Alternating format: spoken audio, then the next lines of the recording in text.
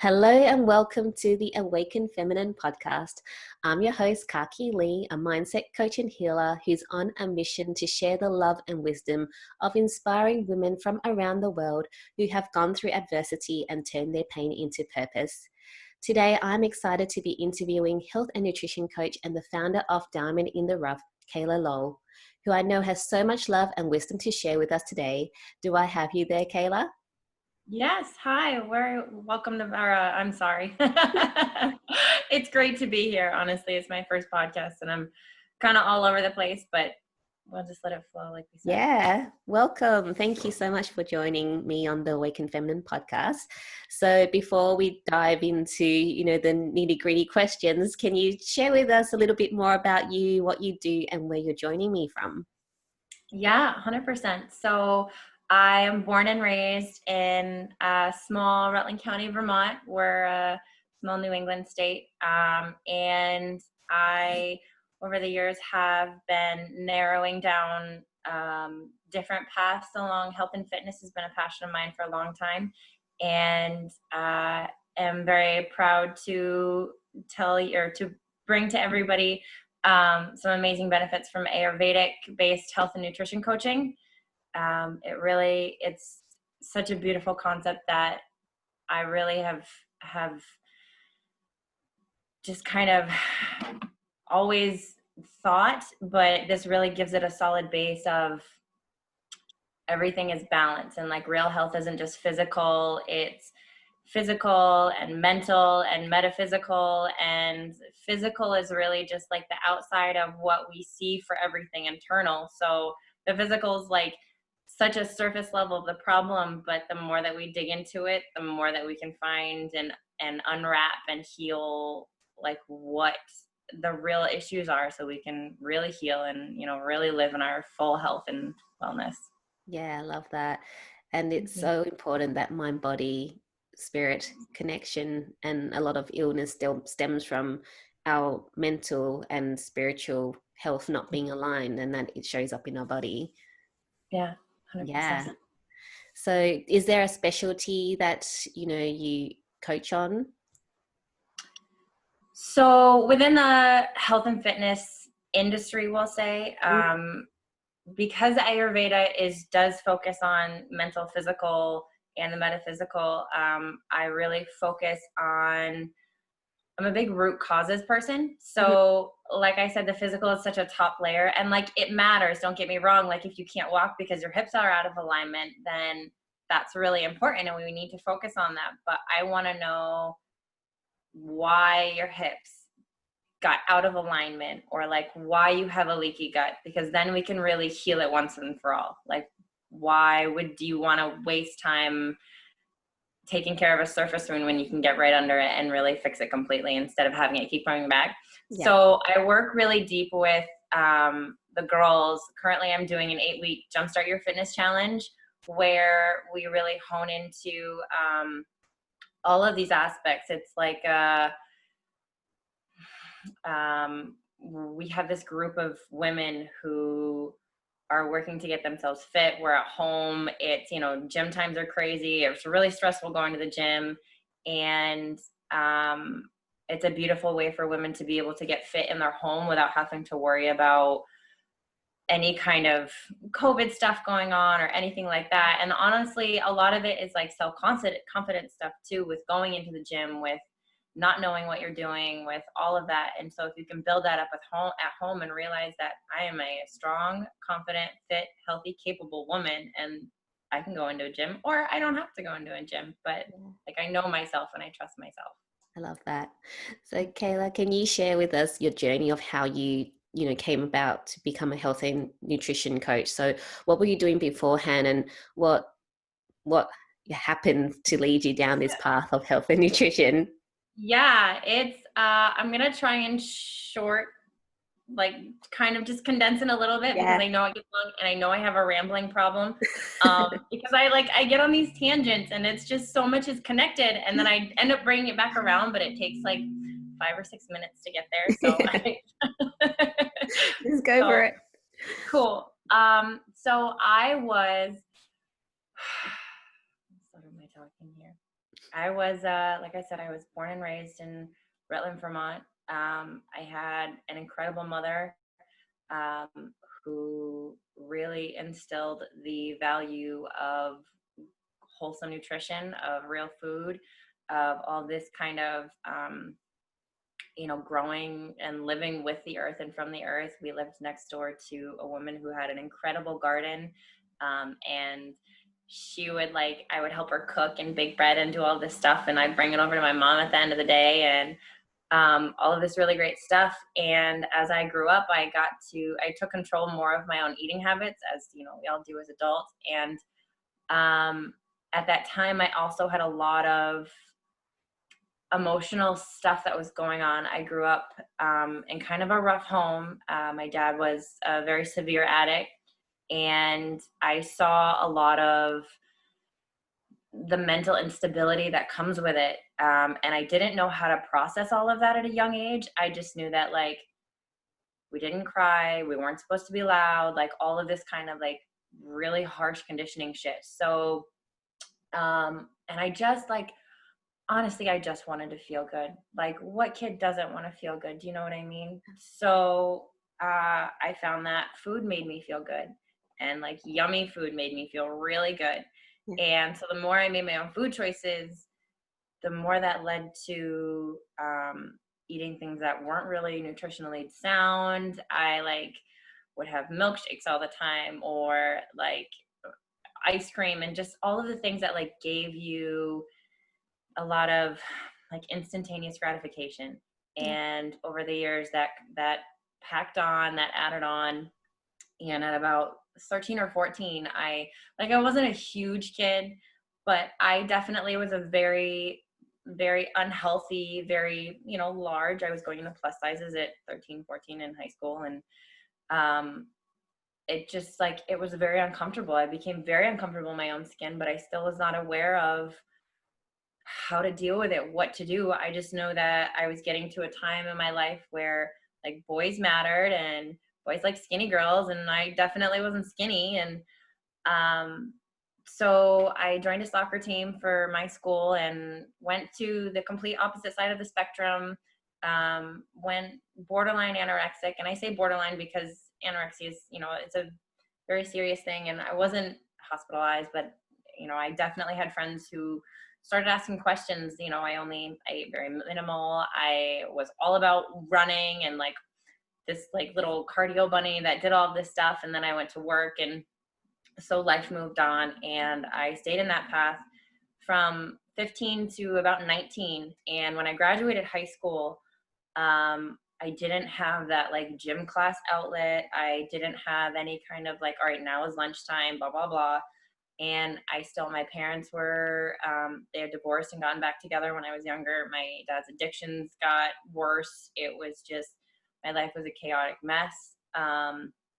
And I remember just having this, I wasn't feeling good, and I had all this energy, and I was almost going to explode out of my skin. And I was like, you know what? I need to work out. I need to do something. So I went on YouTube and I Googled, I don't know, I think it was quick at home workouts or something like that. And this woman, Zuzka Light, came up. And since, over the past 10 or 11 years, she's really made an incredible business of her own. But back then she was just starting out. She only had a couple of videos up, and they were incredible, very small space needed, minimal equipment, mostly body weight. And I was like, oh, this is perfect. And they were 12 minutes, 15 minutes, stuff like that. And I loved it. And it gave me that release that I really had needed.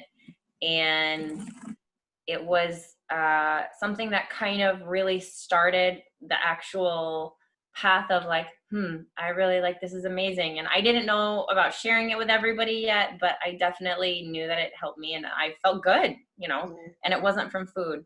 So the more that I watched her, she put up videos about food and nutrition and how different ones affect your body and your health and all of this stuff. So I started to learn more about my eating habits, and I became a little bit better with all right, blueberries are cool. They're not going to kill you, or So potatoes are good. Oatmeal is fine. Like all of these things that I just avoided, and I would just eat like iceberg lettuce because it was essentially crunchy water and kind of filled me up. Yeah. So when I turned 22 is when I moved out of my parents' house. My mom had divorced my dad by that point, just a couple months before I had moved out. So I felt that like she was at a really good place for me to be able to kind of spread my wings and like move out. And I was getting my 20s and I kind of wanted to, do my own thing. Yeah. So I moved out on my own, and I remember was still very into fitness. I even had a couple of like magazine subscriptions to like look at like women physique competitors or different like athletes and things like that, and what their workouts are and what their diet was and all this stuff.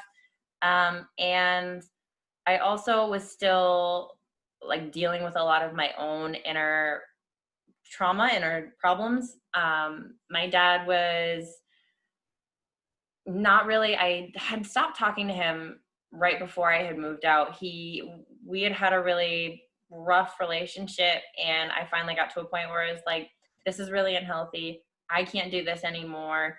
And we got in this huge fight, and he called me crazy and told me to leave and not come back. And I said, okay. And so I had really hadn't healed from any of that. I had just been like, yep, this is what it is, blah, blah, blah. And I still had this pain because it's my parent. That's me, every little girl loves to be her daddy's little girl. And so I dealt with that in ways that led to looking for like approval from other people, from other guys, and guys still like skinny girls. So I went on a little bit of a thermogenic type of spree where I just got to a point where I knew what foods I needed to eat, but I also knew that thermogenics helped me stay skinny and all this other stuff. And now I know that they wreck your insides and all these other things. But if you don't look into what you're taking, but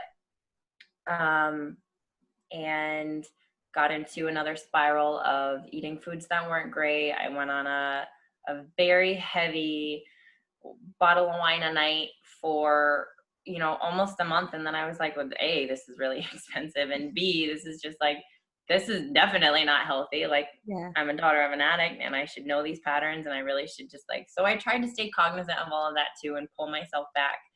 And all this time I met a boy, and we had this back and forth. By the time I was 25, we had been together for a couple of years. He proposed, we got married. 2 weeks after we got married, he decided he could handle drinking again. And 4 months after we got married, he was into the same kind of drugs that my dad was. And it was just this huge spiral of the same cycle patterns that my mom had been in. And I later found out that her mom had been in. And I was so torn because I was 4 months into this marriage that I had just promised for better, for worse for, and I didn't feel right about saying, oh, I'm sorry that you've relapsed, like, see ya.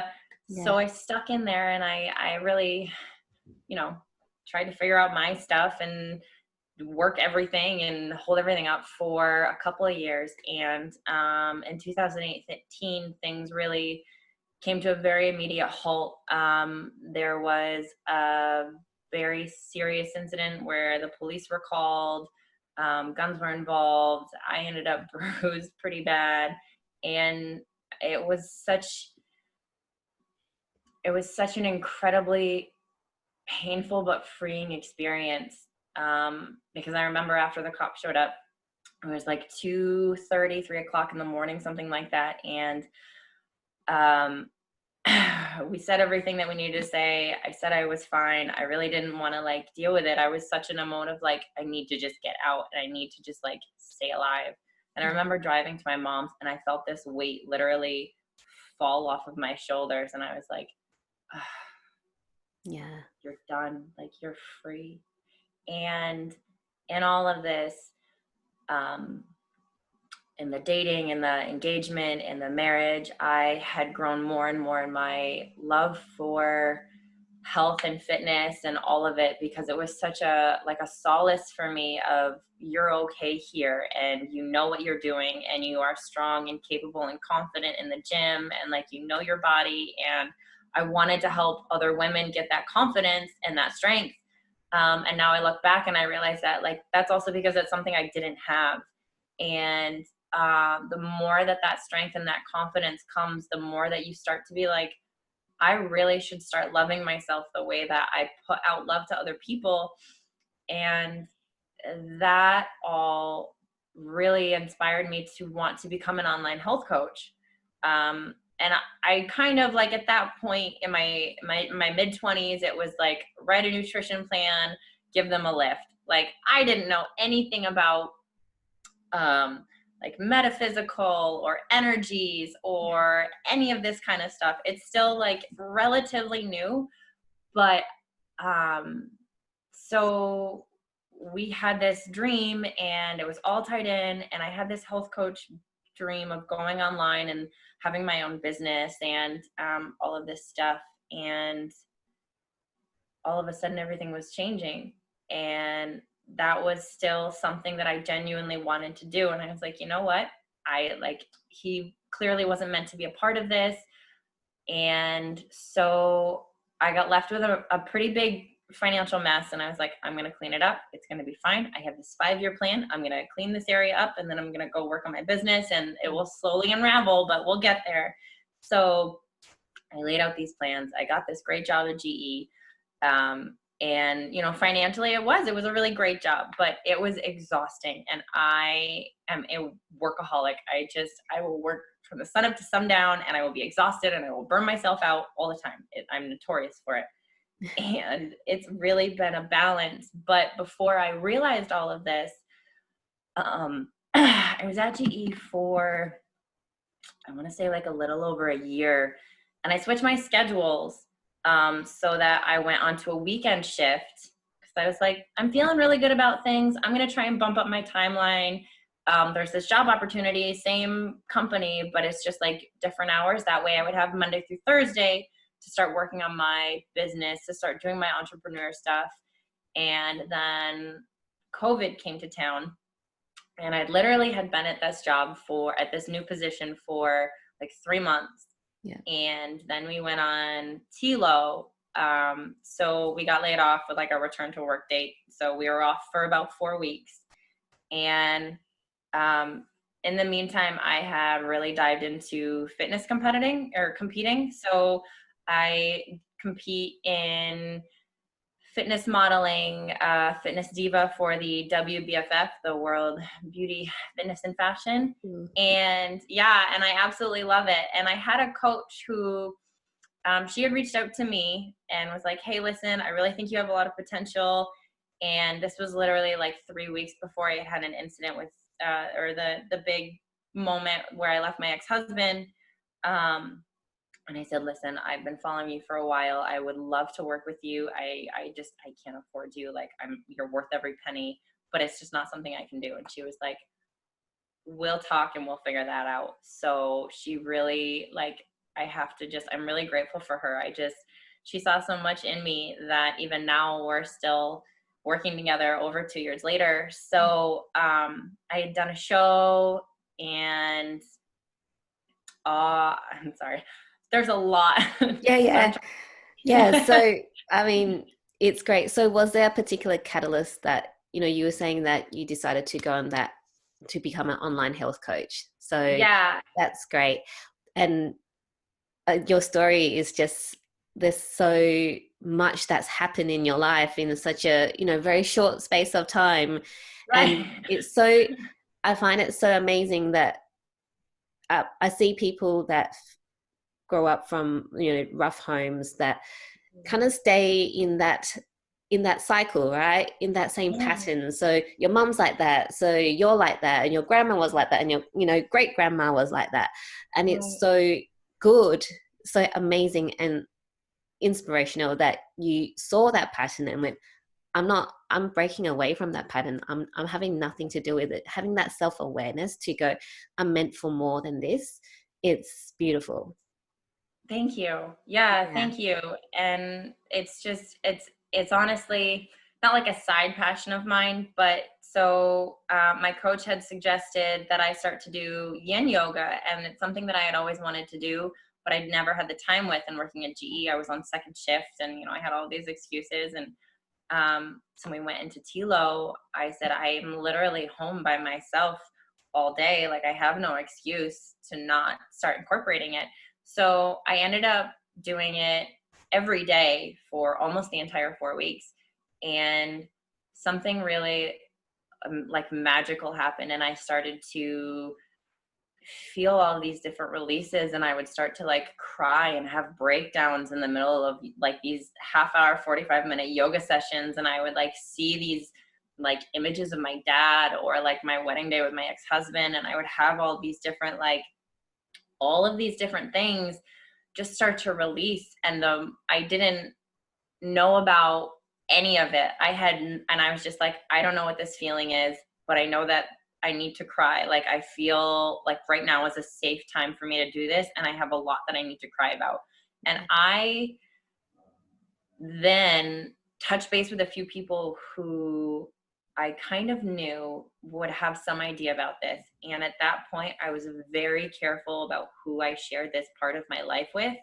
And like, even now, I still kind of am, because not everyone, do you know what I mean? Like, I there are know people what you that mean. know about it, I know but exactly what you mean. no, Yeah. right. So, I reached out to them, and I was like, I don't know what's going on, but I want to know more. I literally want to know all of the things. And from April of this year until now is where I have really honed into, like, in January of this year, I really said to myself, I'm going to be a health coach. I'm going to get my own business up and going. I'm going to be this entrepreneur. Like, I want to do this. This is my dream, and I can't wait anymore. Like, I have to start taking action. And then April is when I had this like enlightening, awakening, whatever. I've heard a Yeah. couple different like phrases with it. And since April, I have honed down so much into like, I am now an Ayurvedic health and fitness coach, because it all matters to me. And the way that just with everything I know about how the gut brain axis works, and how when you have trauma that you don't process and feel and really like release this emotion and work through it, it gets stuck in your fascia layers, and that does things like shift your muscles and your bones and all these other things. So your like messed up hip problem that we discussed about earlier really could be from like some root chakra stuff, because like you had some trauma that you can't deal with. And I hate that people hurt like that. And so I would have to say, honestly, ever since April, ever since like everything really started, it's been Yeah. this huge, really fast snowball. And that's what's brought me here today. I quit my job in early June, soon after I joined the HIC, and I haven't looked back. It's been Yeah. incredible and amazing, and I just love watching women heal and work through their stuff. Yeah. I love that because, You. I think from the moment that you decided to leave your husband and that weight fell off, and to now, like with your yin yoga, like it is a spiritual awakening once you, Mhm. everything kind of flows in. And yeah, I love your story. And yin yoga is so powerful. I remember the Mhm. first time I did yin yoga, it was in Bali. I went for a yoga trip with my girlfriends. I was a hot mess. I am like, why am I crying? I don't even understand what is happening. I was like, okay, what is happening? So it's so powerful, and it's really allowing you to feel that uncomfortable feeling in your body, but be present with it. And so Yeah. that you can also do that in your normal life outside of yin yoga, really Mhm. feel into that any uncomfortable feelings, anything that's not comfortable, and be present with it and understand and start looking into what it actually all means. So I love that. And you're in flow, girl. I love that. Thank Everything you. is just flowing and snowballing for you. So that's beautiful. So Thank you've you. already kind of mentioned this, but I want you to really just Yeah. declare it now. So having gone through everything you've gone through, what is your personal mission? So what are you here on this earth to do? I want to help heal. And like, I really resonate with women, and I want to help women heal.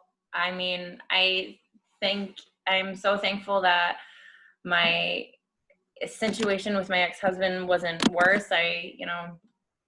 Thankfully the gun never went off. I was held at gunpoint several times throughout that relationship. They never went off. It never like got any worse than it did, but it still hurt. And like a lot of it was from some transgenerational pain from patterns I can see in any of it. And I just want women to love themselves with the love that they give to other people, because they're worthy and they deserve it. And it's just a beautiful thing when a woman can gracefully stand in her own power and recognize, like, I am so capable of all of this.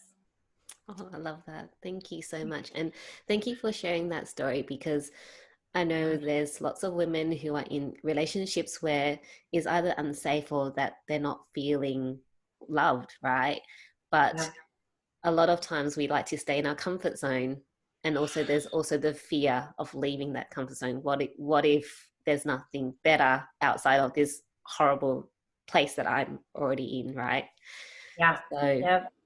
thank you. And I know it will help a lot of women who's listening to this who are in that situation to hopefully, be able to have that courage to step away. Yeah. And I just like, I have to also put out there, like, A, you're not alone, but B, like, I knew I wanted a way out. I saw my mom was in it for 25 years. I thankfully was only with him for 5. We have no kids together, but I saw what it was and I saw where I was headed. And I said, I have to look for a way out. And I just waited and I bid my time. And I don't want to use that phrase.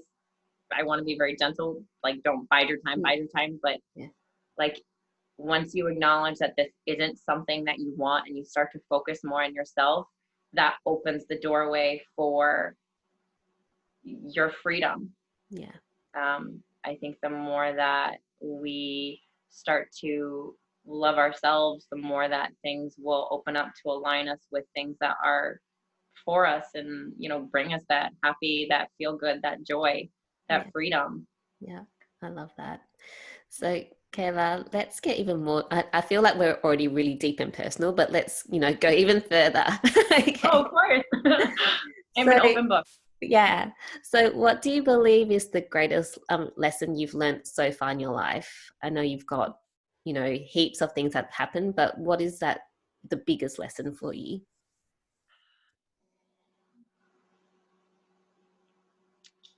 I honestly, the biggest one that stands out to me right now is that it is okay to sit. It is okay to take that pause, and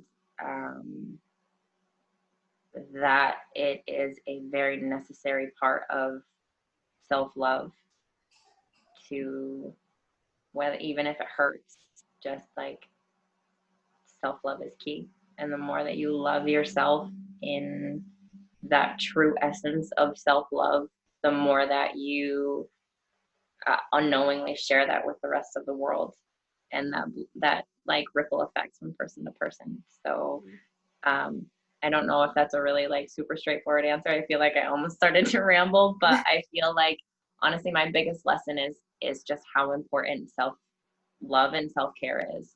Yeah. Totally agree. I think for me, that for my journey, self-love was the big thing. And I can't remember the exact quote, but it is pretty much once you love yourself, everything else falls into place.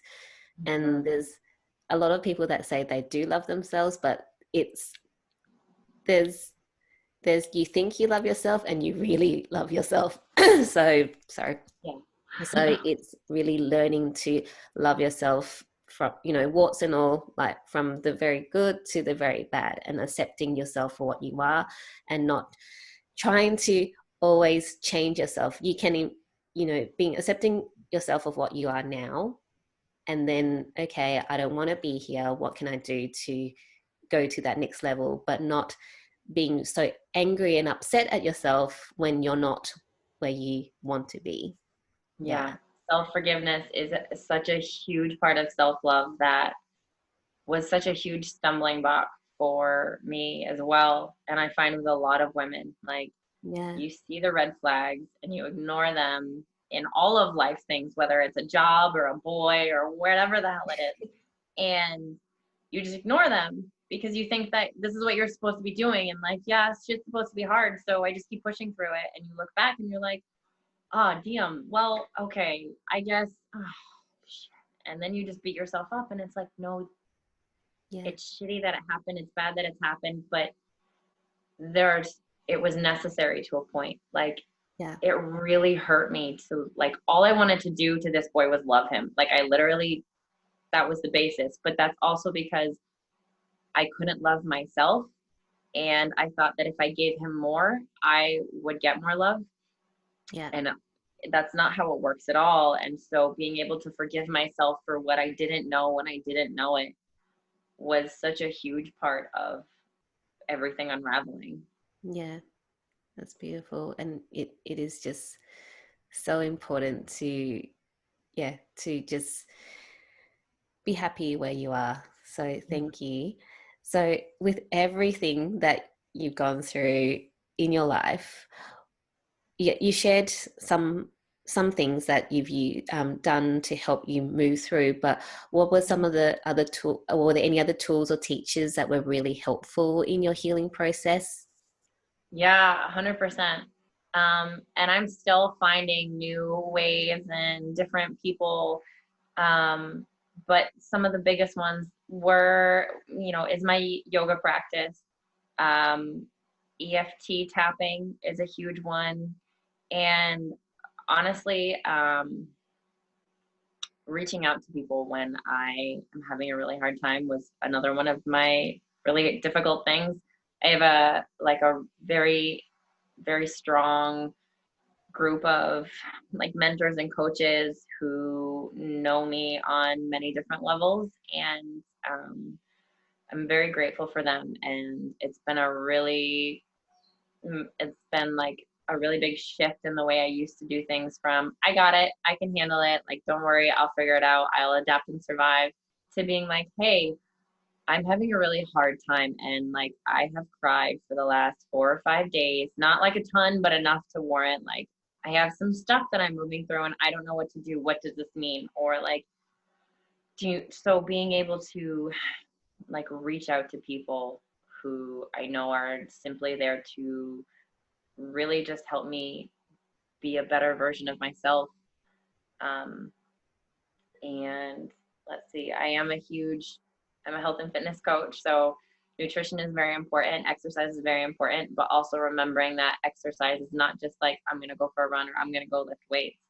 Um, to realize that it could also be, I need to go for a walk in the woods for an hour, or I need to dance like a crazy person in my kitchen for 30 minutes, whatever. It's being it's unlearning a lot of patterns that I learned along the way. I discovered human design. I don't know if you've, I yeah, love human design. love it so much. I definitely use that with my ladies. I like to touch base on like, hey, by the way, these are some tricks and tips to help your life flow a little bit better for you. And it's really fascinating when you start to put them into practice how they work. Yeah. But the woman who is my human design coach, Rebecca Rosewall, she's amazing, and her and I have known each other since we were little, and so it's one of those other like, I see you in Yeah. full circle. It's come back around because she's moved away. She's had her own life and journey and everything, and she works a lot with inner child healing, Yes. and that in itself has been another huge, huge part of really helping myself move through a lot of blocks, whether it's financial or even with like love and forgiveness and all of this stuff. Yeah, I love that. And it all, you know, you were saying you had problems asking for help. And Mhm. that's also something around self-love as well. I'm the same. I'm always like, I got it. I can do it all by myself. And then it just, you know, what happened was it all piled on, and I can't do this all by myself. And asking for help is so hard for many women because it feels like you're not capable, right? Whereas is actually not that way. It's actually a real sign of knowing your self-worth. So I love that. And also the need for coaches. You know, coaches also need coaches. And it's like, Yeah. yeah, you have different people that come into your life to help you with different things, or you might be going from one coach and he or she has helped you with whatever it is, and then you move to the next one to help you with your next level, and you just keep upgrading from that. So Mhm. it's beautiful, and self-love is always a work in progress. It doesn't matter if you know you go, oh, I love myself, you know, I'm like, I love myself so much, and then you start going, oh, and then you go down this path, you're like working, you love what you're doing, and you get so passionate about it and you forget about your self-love. But is then because you've worked through it, you have that awareness to go, okay, I need to Yes. stop. Yes, And I find that that's coming on faster. So like if I have some weeks or days where like it's very stressful or I'm feeling really in my head or scatterbrained and I start to like realize I'm like really having a lot of self-doubt or whatever, I'll be like, when was the last time I did a gratitude journal? Or like when was the last time that I did some yoga or had a bath or like any of these practices that really bring my center back? And it's like, yeah, oh, it's been like 3 days. So yeah, yeah, self-love is definitely not something that like you get to a finish line for, but I think that it's in that making the commitment to yourself to making a priority yeah, that it becomes second nature and part of your life where like to make a change, to make a change, so you yeah, have to reconfigure and shift your priority levels at some point if you want to have a different future. And yeah, I think that that's another thing that is a really difficult thing because change is scary and you don't know what's out there. But the yeah, more that you remember, like, there is an end goal to this and it does get easier and it does feel more like an absolute flow of, okay, I wake up, I go for a walk by myself, I come back and do some yoga, or I dance in my kitchen for a half an hour, um, that kind of stuff. yeah. And change can be so instantaneous as well, right? And I think with everything that's happened in the world right now, we know that change can just happen overnight. Yep. So, you know, people that go, oh, I can't change, or I've been like this my whole life, or I've done this my whole life, I can't change, or is actually a choice, and you always have that choice. Hmm. Yeah. And if things change that outside of your control, like for example, COVID, you know, Yeah. Yeah. for example, COVID, you have that choice to how you react to it as well, right? So it's so that Yeah. you're not in this going down this spiral of, oh, I can't control anything. Well, you can control your emotions and how you perceive the situation, how you act during the situation so that you can keep thriving, right? 100%. Yeah. And I think that was, sorry, go ahead. No, you go. Oh. I think that was a huge part of this whole lockdown of everybody being quarantined and everything, and why I've heard that there are a lot more awakenings and enlightenings happen because we have this time to sit in our pause. And there are some people who are like, I've Netflix straight for 6 months and I've just eaten bonbons and Cheetos, and it's like, that's great, but you're always negative and you're always like uncontent and all this stuff. And when you are given this opportunity to just sit with yourself and you're like, all right, cool, how can I continue to make progress somewhere instead of just sit here? And that's when things start to like shift and change. So Yeah, sometimes when you don't listen, the universe makes you sit and listen, whether it's COVID, whether it's you got knocked on your ass with a flu for a week, whatever it is. But I've definitely had more than one occasion where I've been just made to sit still and then like, okay, stop, just pay attention. yeah. It's such a good conversation. We've just flowed into like the next question I was going to ask you. So we just mentioned that there's actually a lot of people awakening during this, beautiful, crazy time of ours.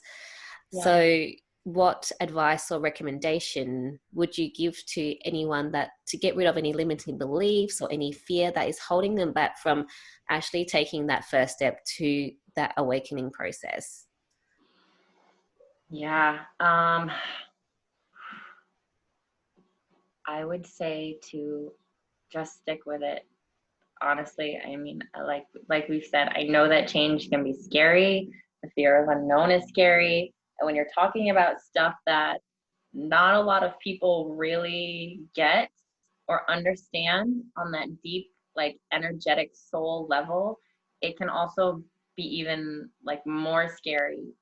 But to just trust it. Honestly, that's just, if you have an idea or an inspiration that keeps nagging, follow it. Even if it sounds crazy, just just follow it and really listen to that inner voice, because it's not going to lead you wrong. And I remember when I was about to leave GE, I was kind of like in the middle. We had just come back to work. My mom and I worked together at GE, and her and I are extremely close. And over the years, I've kind of talked to her about being an entrepreneur and having my own business. And the more that I've really come to this, the more that I started to talk about it, so that she would get a heads up of like, all right, my daughter's really doing this thing. Like, she's not going to get a job with healthcare and all this other stuff, because she's a very like practical woman. Yeah. And we had a conversation, and I was like, Mom, I don't have all the answers for you, and I know that you have a lot of questions. What I'm going to tell you is that I have this gut feeling, and it has never served me wrong. And so I'm going to keep following it. And I don't always know what that's going to look like, but I trust it. And so that's my biggest advice. Just trust it. I love that, because there's so many people out there who don't trust their gut feeling or their intuition. I was one of those people. I was too. Before my journey, it was always there, but a lot of times you're just so busy or with everything in your life that you don't even recognize that that's your gut feeling or your intuition Yeah. telling you something until it's a bit too late. You're like, oh, maybe I should have done what I thought I should have done, right? Mm. So, and then the universe just goes, hey, here, have all Yeah. this shit so that you can actually hear us, right? Yeah. Yeah. So I love that you trusted your gut to, go and become this powerful, beautiful entrepreneur. So, Kayla, if you could go back, you can time travel, you're in a time machine, and you can go back to a younger version of you, what advice would you like to give yourself? To feel what I need to feel. Like, even if I need to go into another room on my own for a half hour, I need to process. I would tell myself that I really need to process all of the emotions, even if they are gross ones, even if it's like anger. Like, don't throw stuff, but like, don't do something wrong with it or like use it in a negative way, but really just don't hold stuff in. Like, find a way to work through it. Because again, like that, when it goes unfelt or unprocessed or unworked through, it gets stuck and it shows up physically on some point. And at that point, it's like years down the road. And that just has such of a ripple effect. Yeah, I love that. Such, great advice to recognize what your emotions are telling you. And I don't think there's a bad or good emotion. Emotions are emotions. It's just Yeah, telling you different things, right? And some of 100%. them make you feel bad, but they're not bad, right? Yeah, I think that's part of like how we've been conditioned as a society, though. Like, anger is bad. Anger is not bad. It's what you do with it that Yeah. makes this a positive or negative thing. Yeah. And I think that's also a lot of my healing, is that I was able to like understand why my ex-husband was the way that he was, why my dad was the way that he was. And like once you break it down, it's like hurt and pain makes you do so much stuff when you don't want to face it. Yeah. And when you don't feel all of these emotions and they get compiled, and then you're like, oh, I don't want to hurt and I just don't want to feel anything, then you pass it off to something else. And if you don't ever heal that, then you pass on your pain to the next person. So I'm not saying that any of their actions were right, but I'm saying that I understand them. And that's like the closest thing that I have to real forgiveness right now is like, I don't want karma to the extent of like be with somebody like you were to me. It's like, I'm really sorry that somebody already hurt you like that, that you felt you needed to pass that on Yeah. to your next, like your marriage or your daughter or whatever. And that feeling and processing that we do when it's given to us without us asking, that we really have to sit with it and repair it so that we stop the cycle. And Yeah. that's part of this like transgenerational healing that I've also like gotten this huge pull from. I've talked to a couple of my female cousins because they're kind of very in tune as well. And Yeah. like we have a lot of stuff in our family and I can't do this alone, but like it needs to stop. And I think that as globally, you know, with everybody coming around because of COVID and we have all this time to sit, it's really is a huge point in not only physically healing our planet with the forest and all this stuff, but even more so like spiritually, emotionally, and mentally of like healing all these past patterns that we're all really sick of copying. Like Yeah. my mom was part of gun violence, her mom was part of gun violence, and it's like, I'm done. This is not happening anymore.